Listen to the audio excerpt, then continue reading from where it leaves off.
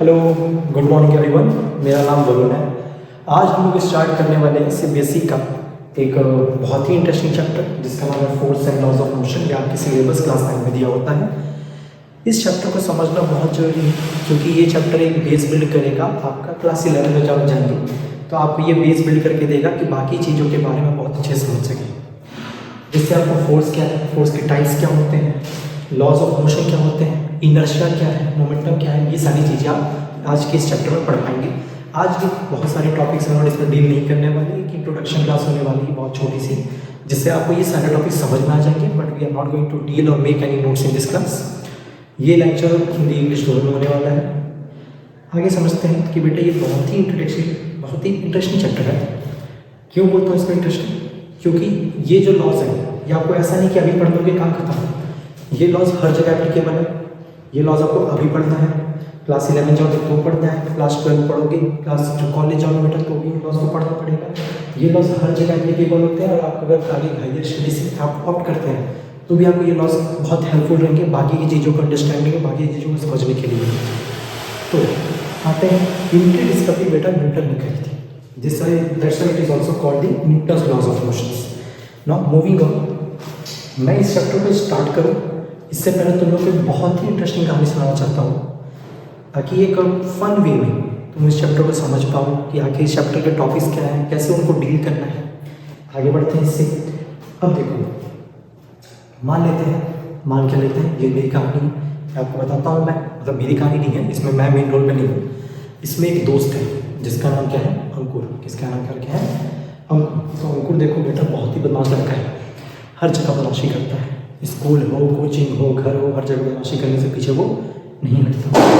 तो एक बार क्या हुआ कि अंकुर गया था कोचिंग। अंकुर कहाँ गया था? कोचिंग। वहाँ पे उसके सर इसको यही चैप्टर पढ़ा रहे थे, यही वाला same force and laws of motion. लेकिन क्या अंकुर पढ़ाई करेगा?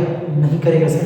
क्यों नहीं करेगा? क्योंकि अंकुर तो बदमाश है। अंकुर को मज़ा आता है बदमाशी करने में। चैप्टर पे ध्यान होगा तो उसका नहीं होगा। फिर भी क्लास में पढ़ते पढ़ते कुछ चीज़ें समझ गया तो कुछ चीज़ें नहीं समझ पाया। थोड़ा बहुत क्या तो चलिए तो बाल बच्चा हो चाहे अच्छा बच्चा हो, हर किसी का ध्यान होता ही है टीचर जो बोल रहा होता है, थोड़ा बहुत, भले वो पूरा ना समझ पा रहा हो। आगे बढ़ते हैं। तो अंकुर जब कोचिंग में था तो कोचिंग में बदमाशी कर नहीं पाया क्योंकि कोचिंग वाले सर जो थे ना थोड़े स्ट्रिक्ट थे। उनको उस दिन ये चैप्टर पढ़ाना था, थोड़े स्ट्रिक्ट थे, पढ़ाने पे ज़्यादा ध्यान दे रहे थे ताकि कोई बच्चा फ्री ना रहे, बात ना करे, बदमाशी ना कर पाए, इन सारी चीज़ों पर। अब अंकुर कोचिंग से निकलता है, बदमाशी का कोटा उसका बचा हुआ है। यह बदमाशी एक्स्ट्रा जो बचा दी मेरे पास बच गई है कि बदमाशी करूँ तो करूँ कहाँ। तो अंकुर जब कोचिंग से निकलता है उसको घर जाते समय रास्ते में मिलता है एक बकरा। क्या मिलता है उसको? एक बकरा। बकरा का नाम हम लोग बेटा रख देते हैं बलि। क्या नाम होता है उसका? बलि। क्योंकि अब कहानी बन जाएगा क्या, बलि का बकरा। ठीक है। तो अंकुर को देखो, अंकुर उसको देखता है कि वो बकरा चैन सुख शांति से जीवन में अपने सो रहा है। ना तो बकरी के पास में है, ना उसको अपनी ज़िंदगी का टेंशन। बकरा सो रहा है। अगर बकरा सो रहा है तो बताओ वो कुछ पोजीशन पे है, कौन सी स्टेट में बैठा है? क्या स्टेट को इसकी रेस्ट बोल सकते हो, स्टेशनरी बोलते हो सर कि वो बकरा सो रहा है, अभी रुका हुआ है, अभी वो रेस्ट पोजीशन पे है, अभी वो स्टेशनरी पोजीशन पे है। समझ में आएगी? बकरा क्या कर रहा था? सो रहा था। बकरा सोते ही रहता। बकरा किस पोजीशन पे है? रेस्ट पोजीशन पे है सर, स्टेशनरी पोजीशन पे है, ये बोल सकते हो। क्या अंकुर को वो बकरा सोता हुआ अच्छा लगेगा? नहीं, क्योंकि वो आराम कर रहा है बकरा। अंकुर को क्या करनी है? बदमाशी करनी है। तो अंकुर से उसका जीवन में जो सुख चैन शांति था वो देखा नहीं गया। अंकुर जाके उसको एक खींच के लात मार दिया बकरे को। क्या किया? बकरे को खींच के एक लात। बेटा मारने के लिए बोल नहीं रहा हूँ तुम लोग को कि जाके लात ही मार दो बकरे को, सिर्फ बता रहा हूँ कि अंकुर क्या किया। तो इसका होता क्या है कि वो बकरा अब मोशन में आ गया, बकरे को चोट पड़ी, दर्द हुआ, बकरा क्या करेगा? भागने लगेगा। बकरा भागने लगा। अंकुर क्या किया था? लात मारा था। बकरा किस पोजीशन में था? रेस्ट पोजीशन पे था या फिर स्टेशनरी पोजीशन पे था? अंकुर ने लात मारा। लात क्या उसका? बेटा यही तो है फोर्स। क्या है? फोर्स। और उससे बाद बकरा क्या होगा? भागने लगा। बकरा किस में आ गया है? मोशन में आ गया सर, अब बकरा दौड़ रहा है। चलो बच्चों, अब यहाँ से हम लोग समझते हैं फर्स्ट लॉ ऑफ मोशन के बारे में। हमको ये समझ में आ गया अंकुर जो मारा था तो क्या था? ये तो फोर्स था सर। चलो, अगर मैं पूछूं कि बेटा बताओ बकरा किस पोजीशन पे था? सर रेस्ट और स्टेशनरी पे था। किसी कोई डाउट यहाँ पे नहीं है। बकरे को अंकुर ने लात मारी, लात के फॉर्म में वो क्या प्रोवाइड कर रहा है? क्या प्रोवाइड कर रहा है बेटा? वो प्रोवाइड कर रहा है सर फोर्स। क्या प्रोवाइड कर रहा है? वो फोर्स प्रोवाइड कर रहा है। अब बकरा किस में आ गया?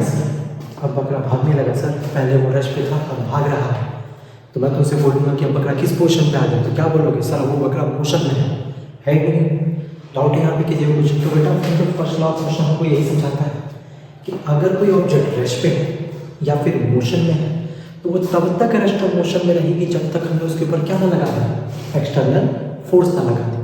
जब तक हमें उसके ऊपर एक्सटर्नल फोर्स नहीं लगाएंगे तब तक वो ऑब्जेक्ट वैसे ही स्टेट पर रहने वाला है। मोशन में होगा तो मोशन रहेगा। हमारे केस में बकरा रेस्ट पे था तो रेस्ट पे ही रहेगा। अगर हम उसको लात नहीं मारता तो वो बकरा रेस्ट पे ही रहता। क्लियर है ये चीज़? चलो अब आगे बढ़ते हैं बेटा। अब बताओ सेकंड लॉ ऑफ मोशन की तरफ हम लोग मूव करने वाले हैं। सेकंड लॉ ऑफ मोशन से पहले हम लोग को समझना पड़ेगा कि मोमेंटम क्या है, फिर मोमेंटम से हम लोग second law of motion derive कैसे करते हैं। ये सारी चीज़ें हम बाद में देखेंगे।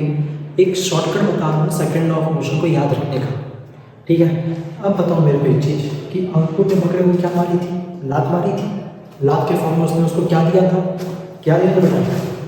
लात के फॉर्म में अंकुर ने बकरे को क्या दिया था, बोलो बेटा क्या है? सर अंकुर ने उसको फोर्स लगाया था। लात के फॉर्म में क्या लगाया था, फोर्स लगाया था। अब बताओ बकरे को लात पड़ी होगी ना दोस्त? बकरे को लात पड़ी, बकरे को दर्द हुआ, बकरा दौड़ के भागने लगा। बकरा क्या चिल्लाएगा, क्या चिल्लाएगा जी?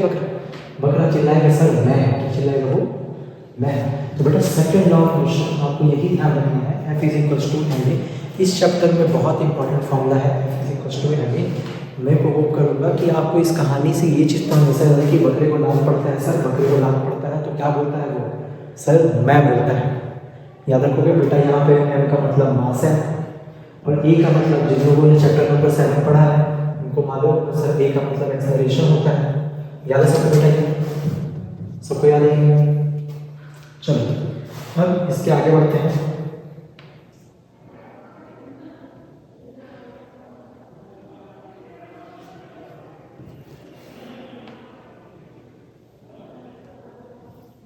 चलो अब यहाँ से आगे बढ़ते बेटा। अब बकरे को लात पड़ी, बकरे को दर्द हुआ, बकरा चिल्लाया मैं, क्योंकि उसको क्या पड़ा था, फोर्स पड़ा था। अंकुर ने बकरे को लात मारी थी। बकरा, इस कहानी को ऐसे याद रखना बेटा कि अंकुर ने बकरे को लात मारी थी, बकरा उससे पहले रेस्ट पोजीशन पे था। बकरा रेस्ट पोजीशन पे ही रहता जब तक अंकुर उसको लात नहीं मारता। अंकुर लात मारा, इस वजह से बकरा किस में आ गया, मोशन में आ गया। यही मेरे को फर्स्ट लॉ ऑफ मोशन बोलता है कि बेटा जब भी लात फोर्स पड़ेगा, कोई भी ऑब्जेक्ट अगर रेस्ट पे है या मोशन में है तो रेस्ट ऑफ मोशन में ही रहेगा जब तक इसके ऊपर क्या लगाया जाए, फोर्स ना लगा दिया जाए। फोर्स लगा दिए तो वो किस में आ जाएगा, मोशन में आ जाएगा। क्लियर है first law of motion. Second law को याद करने का बहुत सिंपल सा ट्रिक दे चुका हूँ। सेकंड लॉ का एक फॉर्मूला मिलता है सेकंड लॉ से, उसका फॉर्मूला क्या है, F is equals to ma। ये क्लियर है? यहाँ पर कोई डाउट है? इन दो लॉज में कोई दिक्कत नहीं है? आगे बढ़े। अब सोचो बकरा, मतलब बकरा क्यों, बलि, हमारा बलि जो बलि खाए पिए घट्टा बकरा था, उसके लंबे लंबे सींग थे, ठीक है? क्या वो अंकुर जो एक क्लास 9 का लड़का है, छोटा सा प्यारा सा नन्हा सा नारी है, क्या वो उस बकरे को लात मारेगा तो बकरा उसको छोड़ देगा? बताओ बकरा छोड़ देगा क्या? नहीं सर, बकरा तो अंकुर को ही मारेगा। बकरे को गुस्सा आएगा तो बकरा क्या करेगा सर, अंकुर को लात मारेगा। अंकुर को लात मारेगा, सॉरी अंकुर ने तो बकरे को लात मारता, क्या बकरा इसको मारने के लिए आएगा? बकरा इसको मारने आएगा सर? बकरा, मैं ये नहीं बताऊँगा बच्चों कि बकरा उसको कहाँ मारा, सींग मारा ये बोल रहा हूँ, लेकिन ये इन्फॉर्मेशन जरूर दे रहा हूँ कि उसको जब ये बकरे ने मारा, अंकुर अगले 3 से 4 दिनों तक ठीक से बैठ नहीं पाया था, ठीक है? यहाँ से बेटा ये समझो कि अगर अंकुर ने उसके ऊपर एक फोर्स लगाया था तो क्या बकरे ने उसके रिप्लाई में एक फोर्स लगाया? बकरे ने क्या किया, उसके ऊपर एक फोर्स लगाया। अंकुर ने उसके ऊपर एक एक्शन किया था जिसका रिएक्शन बकरे ने दिया था, उसका इम्पैक्ट भी किस पे पड़ा था, अंकुर पे पड़ा था। तो बेटा थर्ड लॉ ऑफ मोशन हमको यही समझाता है कि every action has equal and opposite reaction. यहाँ से मैं होप करता हूँ कि आपको फोर्स क्या है, आपको फर्स्ट लॉ ऑफ मोशन क्या है, सेकंड लॉ ऑफ मोशन का पूरा तो नहीं, फॉर्मूला तो याद हो गया होगा कि सर फॉर्मूला तो फिजिकल्स टू ma है। मोस्ट ऑफ द क्वेश्चन इस चैप्टर के बेटा इसी फॉर्मूला से बनेंगे, किससे, F इक्वल्स टू ma से। आपको वो याद हो गया F इक्वल्स टू ma, तो बस उसी से याद रखेंगे कि F इक्वल्स टू ma से बनने वाला है। क्लियर है? सो क्लियर है? वैसे आपको थर्ड लॉ ऑफ मोशन याद रखना कि हर एक फोर्स का एक उल्टा फोर्स भी होता है, जिसलिए हम लोग थर्ड लॉ ऑफ मोशन क्या बोलते हैं, every action has equal and opposite reaction. क्या यार 3 टॉपिक्स आपको याद रहने वाले, सॉरी 3 नहीं 4 टॉपिक्स याद रहने वाले हैं। बाकी आप इसका भरोसा रखिए कि इनर्शिया और मोमेंटम भी आपको मैं एकदम ही ईजीली में समझाऊंगा कि आपको ये लॉज याद रहने वाले हैं। चलो एक बार रिविजन कर लेते हैं इस चीज़ का कि first law of motion sir ये बोलता है कि अगर कोई ऑब्जेक्ट रेस्ट पे है या मोशन में है तो वो जब तक रेस्ट और मोशन में रहेगी जब तक हम लोग उसको क्या नहीं लगा दें, एक एक्सटर्नल फोर्स ना लगा दें। अगर एक्सटर्नल फोर्स लगा दिए तो क्या हो जाएगा, उसका स्टेट चेंज हो जाएगा, वो रेस्ट था तो मोशन में आ जाएगा, मोशन में था तो मोशन में अगर है तो क्या रेस्ट पे आ जाएगा। ठीक है, क्या ये क्लियर है आप लोगों को? होप करता हूँ कि ये क्लियर होगा।